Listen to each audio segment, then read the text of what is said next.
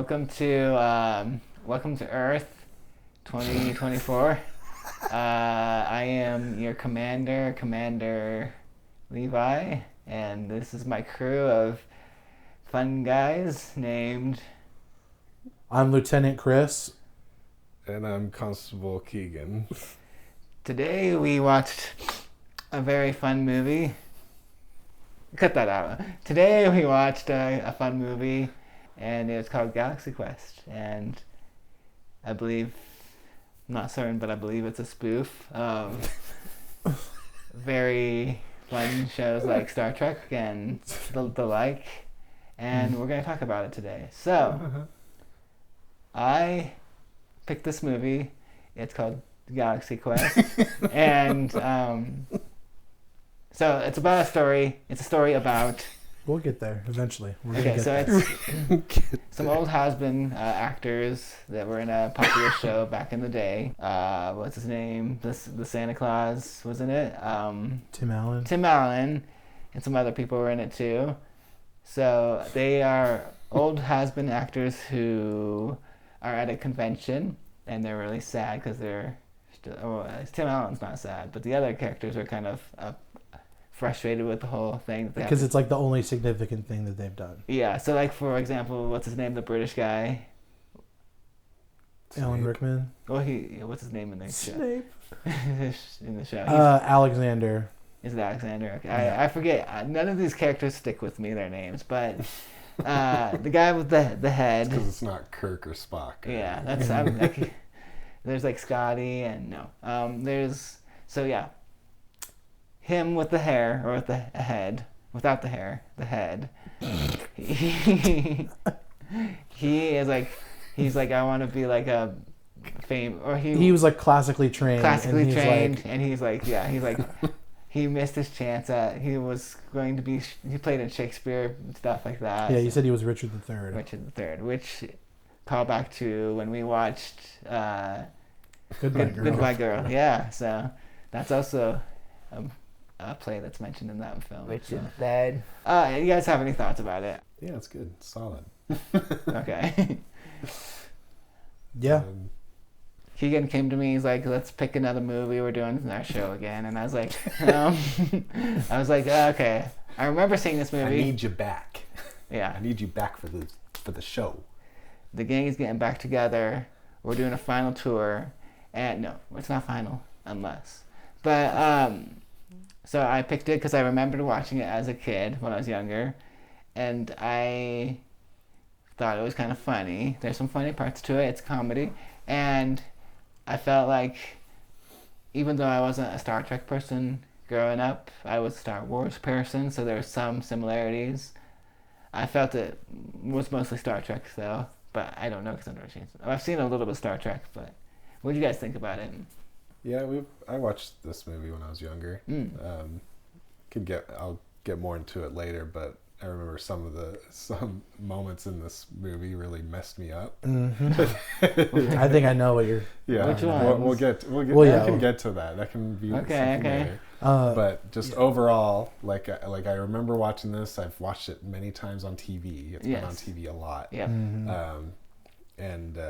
This was a movie, like it was like a kind of a edgier PG movie that my parents would allow me to watch, and because it was related to like Star Trek and Star Wars, like that sort of stuff,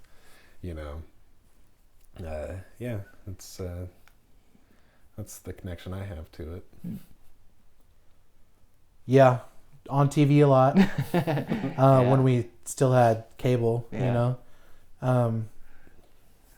it parodies a lot of like original Star Trek, with like kind of the cast of characters and the sort of their roles on the ship. Mm-hmm. The outfits are similar. Yeah, the outfits are similar. The whole structure of the show is like pretty much beat for beat the same.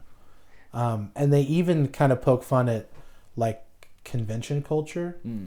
I feel like this was during a time when conventions were they weren't popular in the sense that like in the mainstream they weren't Yeah, isn't cool. There's like a convention going on right now, right? Yeah. Emerald City Comic Con. Yeah. So weren't you gonna go to that today? Thought about it. Yeah. Well, he talked to us about it. It's and expensive. Yeah. So that's actually one thing I want to point out. I knew it was expensive, but in the film, there's a scene where there's some, I don't know if they're just kids or whatever. They're in the bathroom and they're talking back and forth, and they say these weirdos are paying $15 a buck for $15 a pop for signed pictures, and I thought that was really cheap because nowadays it's like way more. To get a picture with Frodo, Sam, and Gimli, it's over $200.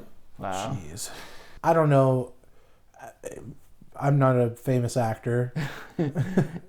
I don't know how they feel about going to conventions and stuff nowadays, They but definitely don't like it. Yeah, I know some Star Wars people that they hate it. Yeah. Okay. They just do it because there's money Yeah. involved. So there's that.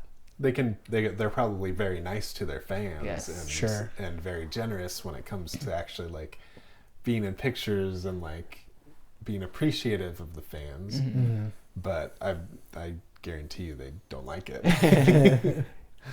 Which I think like what this movie is like about is recognizing and appreciating the fans.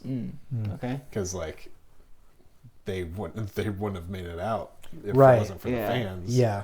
And they put on the show at the end for the fans, sort of thing. Like, and it's I feel like it's poking fun at that culture, but also being like, but these guys truly are involved with this material to the point that if you're the one like bringing them joy, you should be happy about that. Yeah. That's like a similar thing that I came to is like I think it's the Thermians, is that what their name is? The one alien race. So they don't understand shows and stuff like that, so they take everything so seriously that's in the historical documents. And then there's also the kids at the convention, what's the actor's name? Justin Long? Yes, yeah. So those kids, they take everything so seriously, so they're asking questions about like the ship and stuff like that. And so kind of similar to what you're saying is like everyone's taking it so seriously, but the actors aren't taking it seriously because they've lost the magic of it or whatever. And there's kind of like tension in that sense where like there's people who take it seriously and people who don't take it seriously. And at the end, it's the actors kind of find out that, oh, this is really important stuff that we should be paying attention to. And it's kind of like, I kind of felt like the stories that we tell help us kind of throughout life. They help us make decisions. They help us make the right choices and stuff like that. And that's kind of what I was kind of getting with this kind of story, is that we should keep telling those stories and they're important to people. Yeah. That's the nice little message. Speaking of Justin Long. Yes. This came out in 1999. Mm-hmm. Lot of like obviously names that are already established, like Alan Rickman and Tim Allen and Sigourney Weaver. Yes. But there's you can continue. Yeah. There's also some stars that are like they hadn't quite reached their like stardom. Yeah, I saw Dwight. Yeah, Rainn Wilson, pre-Office. Yeah. Tony Shalhoub, pre-Monk. Yeah. Was that pre-Monk? 99. I think it's Monk started in like 2002 or something. Something like that. Sam Rockwell from Ninja Turtles fame. He actually had a pretty significant part for what like early movie for yeah. And he really hams it up. I kind of he's one of my favorite in this. He's a favorite ham of mine. Yeah. And who else? Yeah. Who else? Oh, not the first time Tim Allen's been a fake spaceman. Oh. Specifically. Well, I was going to say that I feel like his acting in this is very much like Santa Claus and like Buzz Lightyear or whatever, where like he's kind of making jokes about the whole situation but he like he's not taking it real seriously, and he's like, I'm a big spaceman, but this is a silly situation, you know. I'm thinking about the time when I'm in space. I'm thinking about the time that he was in his bathrobe without any pants on, and he fell, and I was like, I might have seen something. I don't 100% know if I saw something. Chris cut to that scene. Track 45 right. Stop. Center and stop.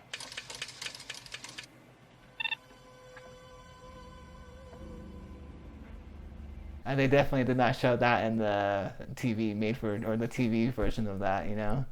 The CGI in this was actually pretty decent for 1999. Okay. I mean, obviously there are parts that are like a little goofy, but like in 1999, it's like that's not bad. I'll agree, other than maybe the rock monster. The rock monster was those little aliens. I thought the little aliens were actually okay. They're serviceable. Yeah. I'd say like I'm not gonna poo-poo like I did with like the Mummy or anything, but they're serviceable, but they're. I also like the costumes too. There's some good costumes with the baddies. Yeah, like the practical effects and like the makeup and their look was pretty. It was pretty cool. It like fit for that type of show kind of thing too, which is cool. It almost felt a little more like Battlestar Galactica than Star Trek, but maybe. Yeah, I'm sure they're kind of pulling from everything. Right. I want to talk about some mistakes in the film. I think I know what you're going to talk about. So at 34 minutes and 46 seconds, when they're at dinner with the Thermians and they're discussing the Omega-13 device, there's a voice very faintly in the background, and I heard it. I had to keep playing it over. I don't know what it's saying, but I'm pretty sure it's maybe like either they cut the dialogue there and they had to like soften it, or it's like a crew member in the background. I don't know. Chris, it's your job to figure that out. Okay. Well, you're doing editing and stuff. Maybe if you can like slow it down and see if you can find out what they said. Slow it down. Or like isolate it. That's what I'm thinking. I can try. Did you guys hear anything like that? No. Okay. Maybe it was just my version. Maybe I'm going crazy.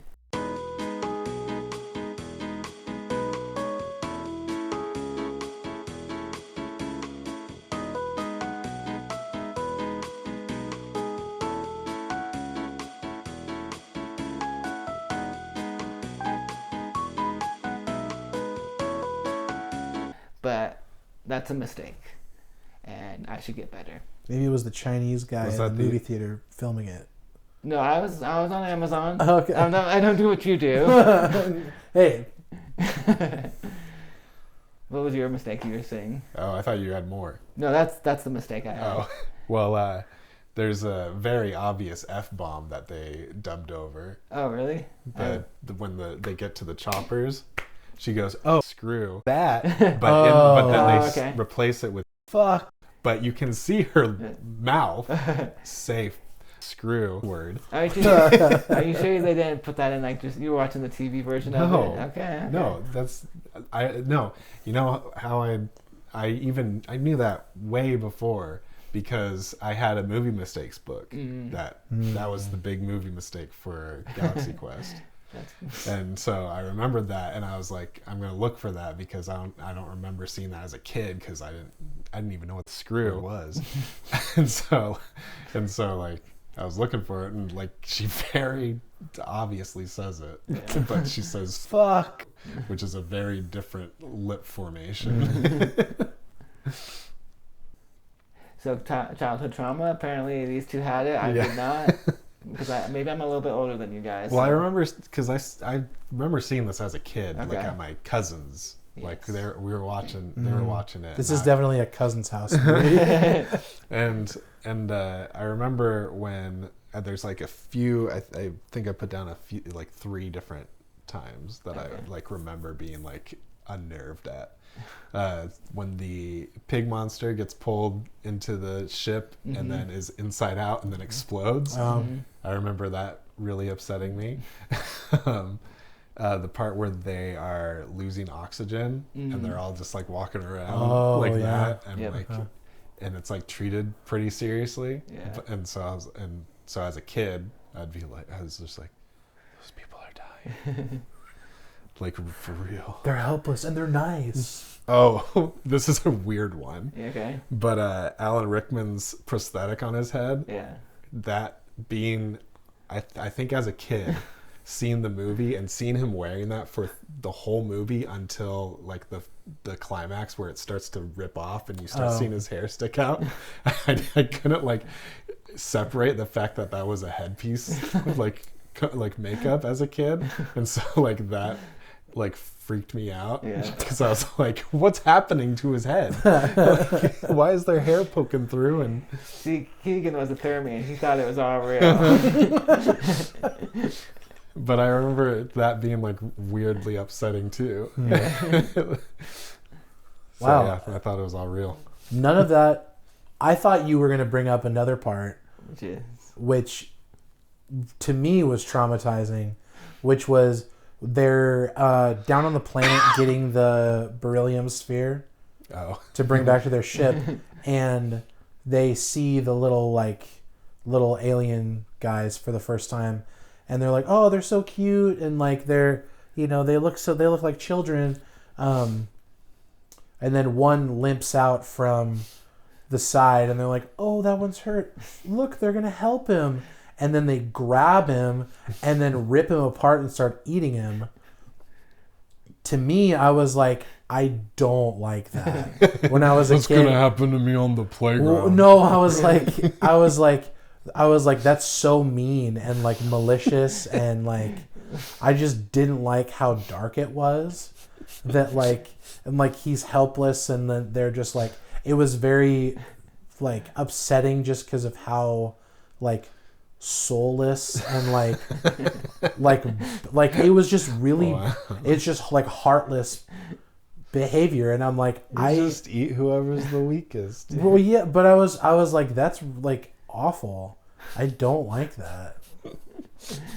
But then I was gonna lead into talking about all that to what actually felt like earned and upsetting in like an upsetting way. Yeah. Was the part where the leader is like being tortured, and Tom Allen has to walk over and tell him that it's a show and like try to explain that to him. I was like, this is pretty effective. Like, this is like the first time in the movie that like I feel like this is like a really effective scene. Like, not that I don't like the movie, but like in terms of it not just being like a fun little adventure like spoof of Star Trek culture and all that.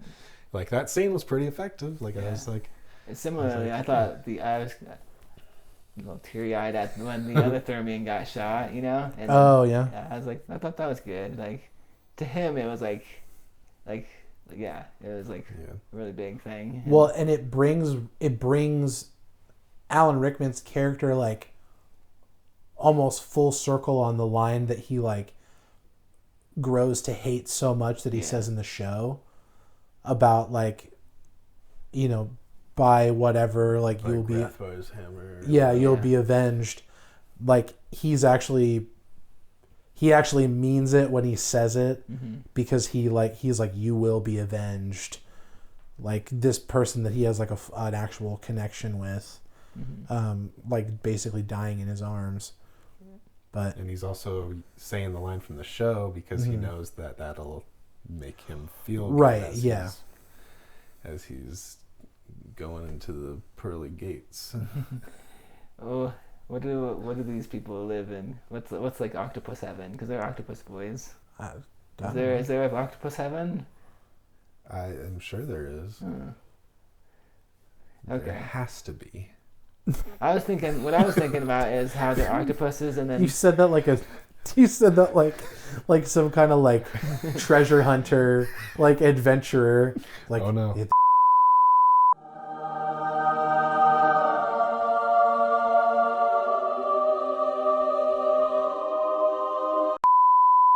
It wasn't really necessary for them to be octopus people, except for when they first get there and they're like, except for when they start banging. Okay, that's what I was going to talk about. Like, this is very hentai. Oh, it's with friendly. Tony Shalhoub's character. Yeah, very very hentai. Tentacle porn. Yeah. Tony Shalhoub's character is like weird. Okay. In this movie, it's kind of confusing what they were trying to do with him. he underreacts to so much of what happens. He almost gets left behind. He almost gets left behind. So it almost seems like when he comes into the he doesn't know that they're tentacles, right? Because he doesn't see but them, right? But like, he does show up though. Uh-huh. My thing is that he does at the end of the movie. The whole like twist in the final like scene is that the bad guy is using a thing to make him look like Tony Shalhoub. Yeah. And so like you'd think that because he gets left behind, but then shows up, that like that possibly is an imposter. Yeah. But he isn't. But then he is. Yeah. Well, because the fact that he's like, he's just not reacting at all the way everyone else is. Okay. When he first gets gelled up, he's like, oh, what a trip, or like, what a ride. But not even that expressive. He's just like, whoa. You know what? It's just a film, you guys. We No, don't but like, think about it but, too much. But like in movie speak, that I'm trying to would make be a like, joke, guys. Come on. in movie speak, that would be like, oh, watch out for him. He could. There's something going on here, because there's no reason why he gets left behind in the first. He was getting like snacks. But there's no reason for it. it's just like a throwaway joke where he turns around and they're gone. No, because That's it. I think it's because he misses that they're. If I remember right, he misses that they're octopuses, so he doesn't see that, right? And so then when he meets the octopus lady, That's not even what we're talking about. Yeah, it is. No, we're talking. He. Did you guys ever watch Star Trek? Yes. Okay, I watched it a little bit recently. Didn't get through it. I was gonna talk a little bit about Star Trek, but we're running late. I mean, if you're gonna talk No, about it, it's gonna be a while. It's like a whole conversation. Is it? Yeah. So Maybe pick Star Trek. We'll do that next time. The first Star Trek or something. Yeah, we'll do like something. the motion picture. We'll talk seen about that. it. I haven't seen that one yet. You should watch it. I just watched season 1. Maybe I'll pick it. I don't know. I probably won't. One more thing Okay, great. that I have. It seemed like the climax of the movie and the like defeat of the villain it seemed very rushed. Yeah. It was like, oh, we only got like 20 minutes of film left. We better wrap this sucker up. They've come out of this like crashed spaceship. People think that it's like a part of the show. And then they have the villain walk out and he's like, bleh, and then Tim Allen does like a tuck and roll, shoots him once, he is incinerated, and then that's it. Like, he doesn't have like a big speech about like, you know, humans, or like, you know, even like talking, I don't know, even talking to them about like, I'm gonna kill you all or whatever. They're just supposed to think it was an effect. Yeah. Right, but it's just it happens so fast, and then the movie is done. Yeah. Oh, Chris, it's a comedy film. There's not going to be a big grand like finale. I don't know. There are plenty of comedy movies that have like a well-rounded structure of a story. Okay. I'm just saying, all I thought was this seems kind of like thrown together at the end. I'd agree. I just don't think it's like that big of a deal. And I'm not saying it's a big deal. I'm just saying I noticed that it just seems rushed. Okay. So, time for ratings. Keegan, what do you think? I'll give it a thumbs up. Nice. It's cute and it's fun, and I don't know if it's like I've seen it enough that I'm like, I don't ever really want to watch this movie again. I'm not like a huge fan of it, but it's still solid. It's still got, it's got a good little theme to it, and fun characters, and yeah, it's a fun little satire of Star Trek and the nerd culture and all that. Chris. I'll give it a thumbs up too. Nice. It's fun. It's not too complicated. It has some good moments. It makes me want to watch Star Trek again. I was gonna pick it up too, probably. Yeah. I don't know if I will. So I'm gonna give it a thumbs up as well. I'll just kind of re-say what I said earlier is, as maybe like an actor or behind the scenes of a production crew, sometimes you can kind of lose the magic of what's going on in the story, but those stories are important for people, and we gotta keep telling them. And I think that's kind of what the story's about. That's why we keep doing what we're doing.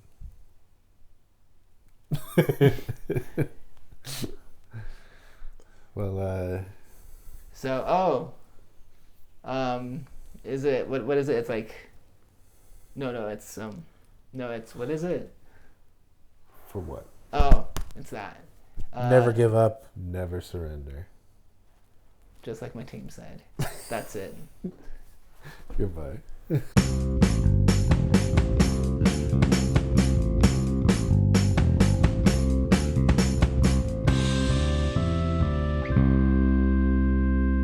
Oh, big boy.